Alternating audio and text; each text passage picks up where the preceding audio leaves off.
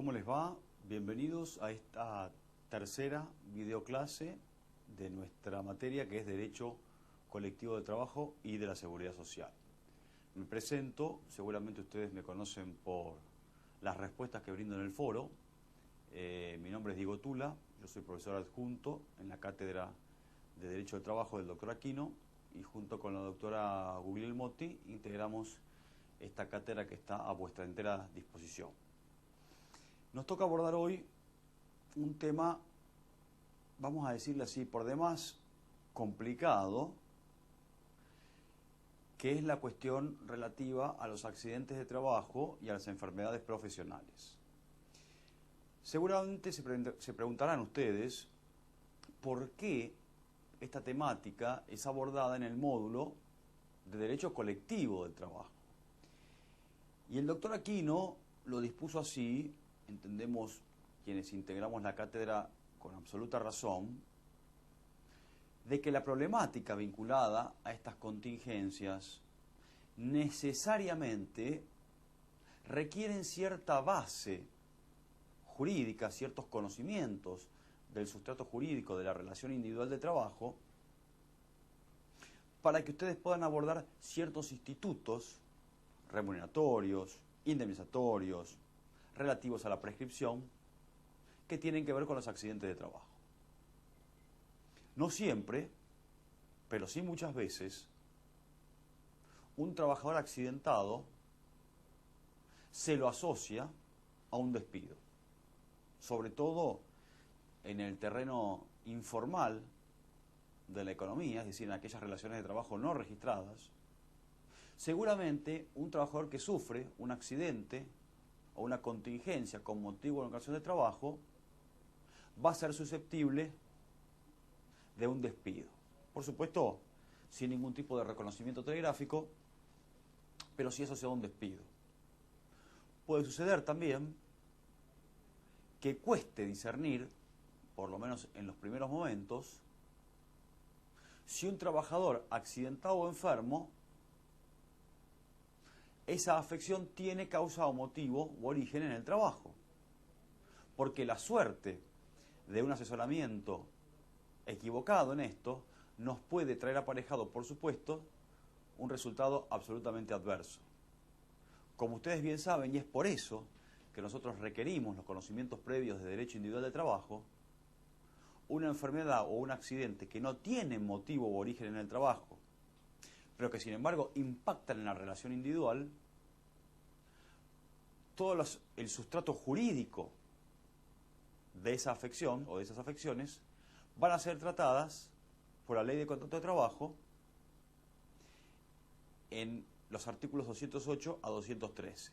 Por el contrario, si el trabajador o la trabajadora, y aclaro que de aquí en adelante voy a utilizar el genérico en su acepción masculina, simplemente por una deformidad del lenguaje, no por hacer algún tipo de discriminación, decía que si el trabajador o la trabajadora sufren un accidente o una enfermedad que tiene causa o motivo o origen en el trabajo, va a estar regulado por una normativa absolutamente diferente a la Ley de Contrato de Trabajo, aun cuando tenga repercusiones directas en la relación laborativa.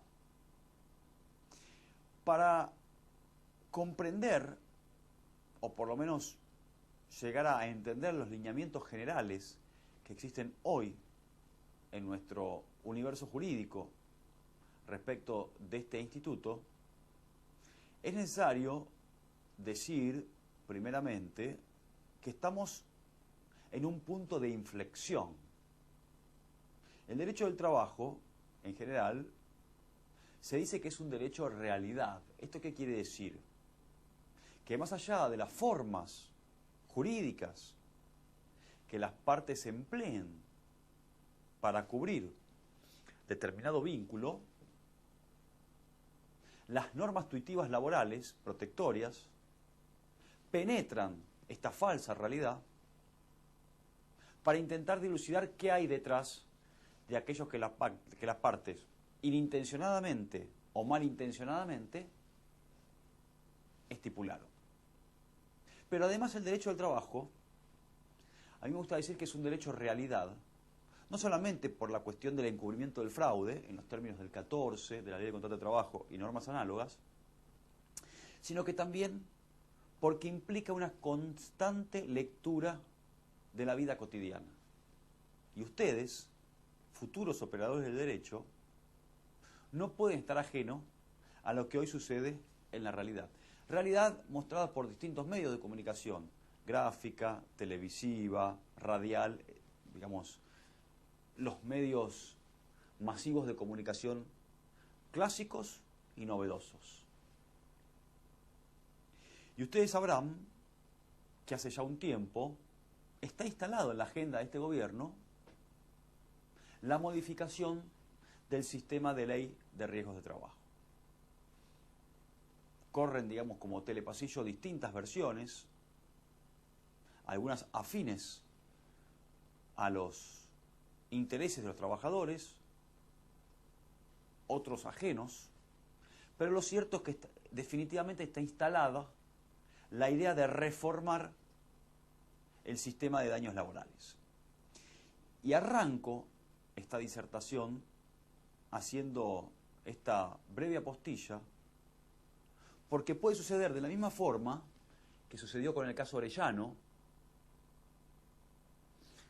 el fallo de la Corte, como ustedes bien saben, que no solamente tuvo impacto en las relaciones individuales y colectivas del trabajo, sino que directamente en nuestra materia, porque cambió sustancialmente el resultado de una de las consignas implementadas en el examen parcial.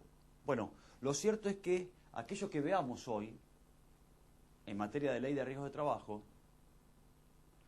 no creo que durante este año llegue a cambiarse, a modificarse, pero sin lugar a dudas, en la medida que siga en la agenda nacional del gobierno, lo más probable es que durante el transcurso del año que viene, sin lugar a dudas, oigamos, leamos, nos anoticiemos de novedades al respecto. Entonces los invito y los insto a que este tema no quede simplemente en la lectura circunstanciada con vistas a la aprobación del examen de esta materia. Porque si los proyectos de ley que andan circulando cambian radicalmente algunas de las cuestiones vinculadas con la ley de riesgos de trabajo, temo que ustedes quedarán con una idea equivocada, o en todo caso antigua, derogada, de lo que es el sistema de ley de riesgo de trabajo.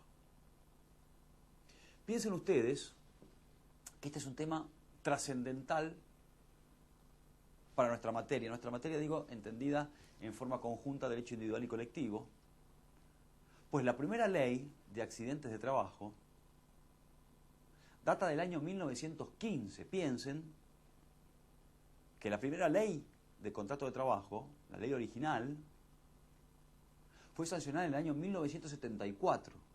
O sea que estamos hablando casi 60 años antes. Nuestro país, por supuesto una normativa de absoluta avanzada, tuvo su primera legislación en materia de accidentes de trabajo. Una legislación, la ley 9688, que con algunas modificaciones legales y pretorianas, se mantuvo vigente durante muchísimos años, hasta que fue reformada por la ley 24028 y finalmente sufre una tercera modificación en el año 95, con fecha de entrada en vigencia a mediados del 96, que es la actual ley 24557.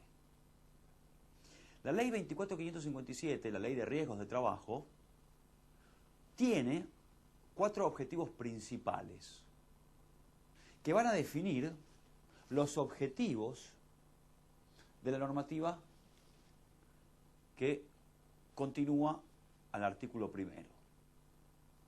Los 4 objetivos principales de la ley de riesgos de trabajo original, la 24557, que es el esqueleto donde hoy nos apoyamos para entender cómo funciona el sistema de ley de riesgo de trabajo, por supuesto con sucesivas modificaciones normativas e incluso pretorianas a través de fallos de los superiores tribunales del país y de la Corte Suprema de Justicia de la Nación,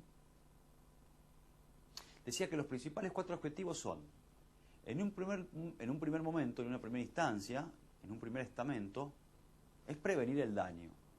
La ley proclama como uno de sus objetivos la prevención del daño. Y obliga a 4 partes a llevar adelante esta prevención, que son el trabajador, el empleador, la ART, que ya vamos a explicar qué es esto, y el Estado, en este caso, digamos, representado a través de un organismo administrativo, como es la Superintendencia de Riesgo de Trabajo, o la SRT, como seguramente ustedes lo habrán visto citado. Pues bien, si el accidente o la enfermedad, la contingencia, no se puede prevenir, el segundo objetivo proclamado por la Ley de Riesgo de Trabajo es la reparación. Esta reparación va a tener 2 lineamientos generales, que es la reparación en especie y la reparación dineraria. La reparación en especie consistirá en todos aquellos cuidados que debe brindar la ART, la aseguradora de riesgo de trabajo, a su asegurado, al trabajador accidentado o sujeto posible de una contingencia, para intentar revertir el daño causado por esa afección. Y en la medida en que esa afección no pueda ser revertida total o parcialmente, de modo tal que ese trabajador pasará a poseer, a sufrir una limitación funcional en su capacidad de trabajo, va a estar incapacitado en forma permanente y definitiva, la ART proclama el pago de indemnizaciones dinerarias que luego vamos a ver cómo se clasifican. Decíamos entonces prevención, reparación, recalificación, es el tercer objetivo, es decir, el ordenamiento jurídico lo que va a intentar es, una vez que ese trabajador fue reparado económicamente en su afección, veamos si esa incapacidad laborativa repercute directamente, incide en la prestación habitual de tareas. Y en la medida en que esa afección lo limite para realizar las tareas que venía efectuando, será obligación de los sujetos involucrados recalificar a ese trabajador. Es decir, tener en cuenta la nueva capacidad funcional de ese trabajador en función de las tareas que venía realizando y recalificarlo para realizar tareas acorde a su nueva capacidad laborativa. Y por último, la reinserción en el mercado de trabajo. Entonces decíamos prevenir, reparar, recalificar y reinsertar. Suponiendo que el trabajador es sujeto pasible de una enfermedad, de una contingencia, de un accidente, el mecanismo habitual para proceder en un caso similar sería el siguiente. El trabajador, a través de distintos medios, se encuentra obligado, en realidad los obligados son múltiples, porque puede ser compañeros de trabajo, terceros que han visto al trabajador accidentado, el mismo trabajador, el mismo empleador, pero supongamos que en principio en la práctica se advierte que es el trabajador, el sujeto que inicia el trámite administrativo. El trabajador debe denunciar ante su ART que ha sufrido un evento dañoso con motivo de una ocasión del trabajo. La ART recibe esta denuncia. ¿Quién es la ART? Disculpen. ¿Qué es la ART? La ART es un organismo, sociedades anónimas, que crea esta ley que sustituye al empleador en su función asegurativa y que va a ser la obligada principal para otorgarle al trabajador esto para el cumplimiento de estos 4 objetivos que enunciaba hace minutos atrás. El trabajador denuncia, entonces, decíamos, el accidente ante su ART, y la ART tendrá, en principio, 10 días, prorrogable por otros 10 días más, para aceptar o rechazar la denuncia de siniestro. ¿Y por qué un RT rechazaría un siniestro? Bueno, digamos, básicamente el sistema administrativo funciona de manera similar al rechazo que podría realizar una compañía de seguro respecto a un asegurado por un accidente de tránsito. La RT podría rechazar la denuncia, por ejemplo, porque entiende que esa afección no tuvo motivo u origen en el trabajo. Y les voy a poner un ejemplo. El trabajador denuncia que el día 25 de septiembre se accidentó con motivo o en ocasión del trabajo. Y la RT, que recibe copia de su empleador de la nómina del personal, donde figura el nombre y apellido, el salario, el horario de trabajo, el lugar de prestación de tareas, no tiene denunciado que la jornada laboral del trabajador se extiende los días sábados por la tarde y resulta que el día 25 de septiembre a las 17 horas en un sábado. Entonces el RT dice, mire, yo no desconozco que usted se haya accidentado o no, pero en todo caso no fue un accidente con motivo en ocasión del trabajo. Puede suceder también que el trabajador denuncie una enfermedad, ya no un accidente, es decir, un hecho súbito y violento producido con motivo o en ocasión del trabajo, sino una enfermedad, una patología un poco más complicada que requiere cierta evolución, que requiere una primera manifestación invalidante. Vamos a suponer que el trabajador denuncia una afección columnaria. Bueno, la RT está obligada a rechazar esa afección que se denuncia, esa contingencia, en la medida que no encaje, que no encastre en un listado cerrado de enfermedades profesionales que elabora el Poder Ejecutivo Nacional. Es decir, hay un listado de X números de enfermedades que el Estado reputa como laboral. Por supuesto, no son enfermedades, digamos, pensadas en abstracto, sino que además tienen que tener agentes patológicos, etcétera, etcétera. Es decir, que tienen que obedecer, por ejemplo, vamos a suponer, una disfonía en las cuerdas, o producto de el engrosamiento de las cuerdas vocales de un docente. Bueno, a ver, tiene que tener una determinada cantidad de horas de exposición frente a la clase, tiene que tener una determinada antigüedad, es decir, yo si me quedo difónico y entré hace 2 días, la disfonía existe, pero para la RT, por ejemplo, no puede obedecer a causa u origen en el trabajo. En el año 2014, el decreto 49 incorpora 3 tipos de afecciones. Una de ellas son las hernias de disco producidas por tareas de esfuerzo repetitivo.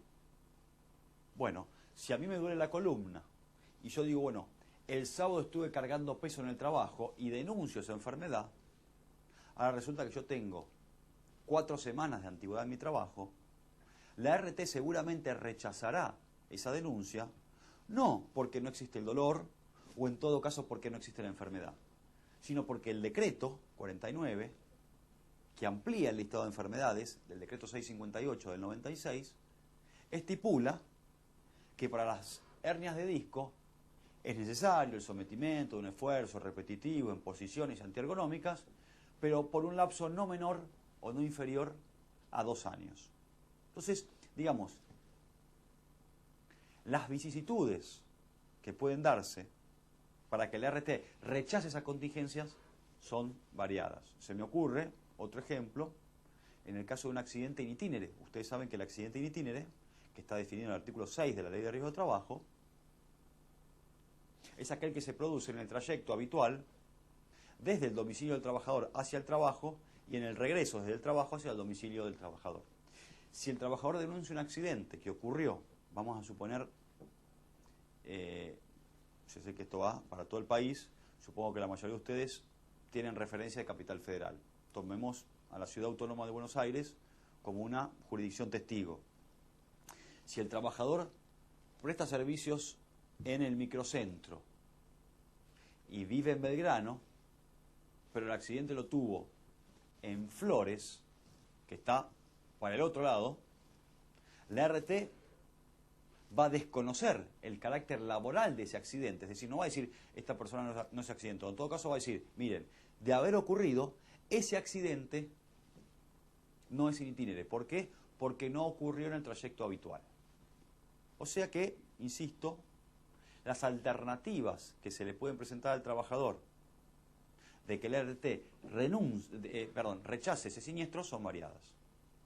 Pero puede suceder que el RT acepte la denuncia de ese siniestro o esa contingencia y le brinde lo que se denomina prestaciones dinerarias y en especie. ¿Qué significa esto? Que el RT, transcurridos los 10 días que tiene de plazo de aceptación o rechazo del siniestro, asume, desplaza como obligado al pago del salario, en realidad es una sustitución del ingreso, al empleador, y va a ser la RT quien va a abonar, vamos a decirle, una suerte de sustitución del ingreso mensual del trabajador. Mientras que le brinda prestaciones en especie para o buscando que ese trabajador se recomponga en su afección de salud. En coloquial, el trabajador estará de licencia en el trabajo mientras practica rehabilitación. Vamos a suponer que es una afección menor, un esguince de tobillo. Bueno, la RT le dará X días de licencia, abonará durante esos días el salario diario del trabajador y mientras tanto le brindará tratamiento kinesiológico. Pongámoslo en un caso mucho más grave. Bueno, supongamos que el trabajador tiene un golpe traumático en su cabeza y tiene que ser sometido a 2 o 3 intervenciones quirúrgicas. Bueno, durante todo ese tiempo, insisto, la RT abonará el salario de ese trabajador y a la vez le brindará las prestaciones en especie, que puede ir desde rehabilitación hasta intervenciones quirúrgicas, prótesis, etcétera, etcétera, etcétera. Todo ese tiempo de curación, la ley lo denomina incapacidad laboral temporaria. ¿Por qué temporaria? Porque todavía la RT no está en condiciones de afirmar que el trabajador es portador de un porcentaje de incapacidad como consecuencia de la afección. ¿Cuáles son los plazos máximos en donde el trabajador puede estar gozando de esta incapacidad laboral temporaria? Bueno, la ley estipula que será de 1 año, prorrogable frente a determinadas circunstancias por 1 año más. Esto quiere decir que el trabajador hasta 2 años puede estar sometido a un periodo de ILT, incapacidad laboral temporaria, es decir, todo lo necesario para que el RT lleve adelante las medidas paliativas necesarias para lograr que ese trabajador tenga incapacidad cero. Finalizado ese periodo, o antes, si el trabajador se recupera, la RT le informará, le comunicará, le notificará por medio de una carta documento 2 alternativas. La primera es que ese trabajador, producto de ese accidente, ya fue recuperado, no es portador de algún grado de incapacidad y como consecuencia de eso se le da el alta médica. Otorgada el alta médica, el trabajador va con esa alta médica a su empleador y le dice, estoy en condiciones de reincorporarme al trabajo. Puede suceder también que el RT diga, vea, usted le otorgamos el alta médica, pero es portador de un porcentaje de incapacidad determinado. 5%, 10%, 50%, 68%. En esos casos, cuando el trabajador se le otorga la alta médica, pero con incapacidad, la RT está obligada a comunicarle al trabajador que se lo va a indemnizar económicamente, conforme unas fórmulas que están establecidas en los artículos 12, 14, 15 y 18 de la ley 24.557. ¿Y por qué hay distintos artículos si el trabajador es 1 y la incapacidad puede ser mayor o menor, pero es común, digamos, es un número para todos? Bueno, porque la ley distingue, dentro, digamos, del 0 al 100 de incapacidad que tiene el trabajador, a los fines de cuantificar el daño y la indemnización, 3 estamentos. Del 0 al 50%, del 50 al 66 y superior al 66. Y según en qué estamento estemos, del 0 al 50%, del 50 al 66 o mayor al 66, la ley establece modos de cálculos diferentes para determinar la ecuación económica de esa indemnización. Esto que estoy hablando ha sido materia de reforma en el año 2012 con la ley 26773, que reforma la 24557. No la deroga, sí deroga algunos artículos, pero digamos introduce una serie de mejoras en la ley 24557. Mejoras que fueron en un primer momento, digamos, objeto del decreto 1278 del año 2000 y luego en el año 2009 del decreto 1694. Y posteriormente, en el año 2014, el decreto 472 reglamenta las mejoras implementadas por la ley 26773. Bien, ahora, este es el panorama básico de la ley 26773 y 24557. Pero lo cierto es que la Corte Suprema de Justicia de la Nación, desde que se sancionó la ley hasta hace pocos días, pocos meses, fue dictando distintos fallos que impactaron, vamos a decirlo así, en la línea de flotación, en la columna vertebral del sistema de ley de riesgo de trabajo. Por ejemplo, antes de la reforma de la ley 26773, les recuerdo en el año 2012, una de las formas de indemnización, según en qué estamento nos situábamos, era a través de lo que se denominaba el pago de una renta periódica. ¿Qué quiere decir esto? El pago de la renta periódica es un principio que recepta y consagra la OIT. ¿Qué es esto? Bueno, el trabajador accidentado, en vez de cobrar, accidentado y portador de un porcentaje de incapacidad física o psiquiátrica, o ambas, una vez determinado el carácter definitivo y permanente de esa incapacidad, la ley 24557 establecía que ese trabajador no iba a cobrar el dinero todo junto, sino que la RT iba a abonar lo que se denominaba una suerte de renta periódica. Esto es, desde el momento en que la RT paga hasta que se jubile, una sustitución del ingreso. Y esto, digamos, en términos generales y abstractos, el pago mediante renta periódica se establecía para cuidar los intereses del trabajador, es decir, justamente para protegerlo, porque el trabajador accidentado quizás, si cobra todo el dinero junto, por ahí se lo puede gastar o malgastar en un periodo breve de tiempo y luego no va a tener ningún ingreso económico como consecuencia de ese accidente, y lo más probable es que en una Argentina con un índice de desocupación importante, se le dificulte sobremanera reinsertarse en el mercado laboral. Entonces, para proteger a ese trabajador, y por suficiente, la ley establecía el pago de las indemnizaciones mediante renta periódica. Claro, lo que la ley no tuvo en cuenta es que la Argentina históricamente sufrió procesos inflacionarios importantes, de manera tal que el pago mediante renta periódica sin ningún tipo de actualización, sin lugar a dudas, violenta el derecho de propiedad, el derecho de igualdad, derechos individuales, sociales y colectivos consagrados en el artículo 14 bis. Una de las primeras preguntas prácticas que obedecen a esto es: ¿el trabajador está obligado a transitar el procedimiento administrativo? Si el trabajador se accidenta, ¿está obligado a ir a la RT? Y si no va, ¿pierde su derecho?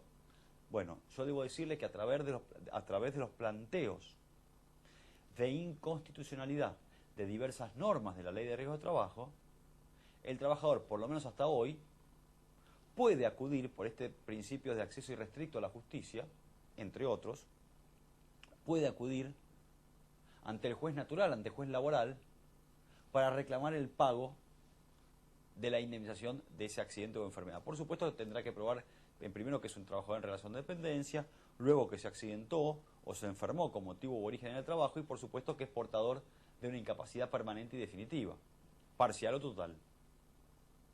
Y el hecho de que no haya iniciado un procedimiento administrativo no obsta que el trabajador pueda reclamar sus derechos. También puede hacerlo en caso de que el RT rechace el accidente. Si el RT rechaza el accidente, con más razón aún, el trabajador puede reclamar sus derechos. ¿Y qué ocurre si el trabajador cobra del RT? Supongamos que el trabajador es indemnizado por un 5% de incapacidad. ¿Puede reclamar en sede judicial un porcentaje de incapacidad mayor si no está de acuerdo con ese porcentaje de incapacidad? Por supuesto.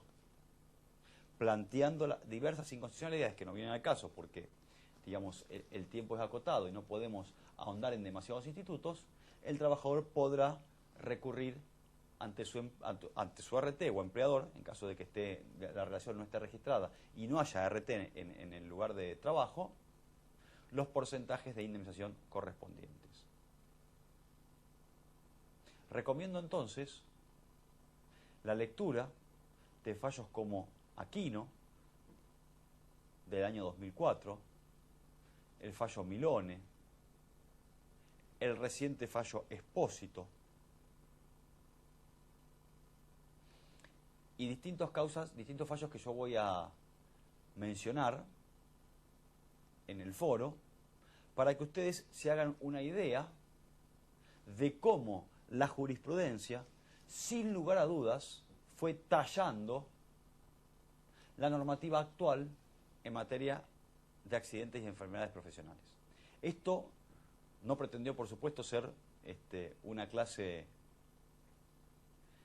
que ahonde en todos los institutos del sistema de ley de trabajo en nuestro país, sería imposible, pero sí un pantallazo general de a dónde acudir en caso de dudas sobre este instituto en particular. Tengan todos ustedes un muy buen día. Muchas gracias.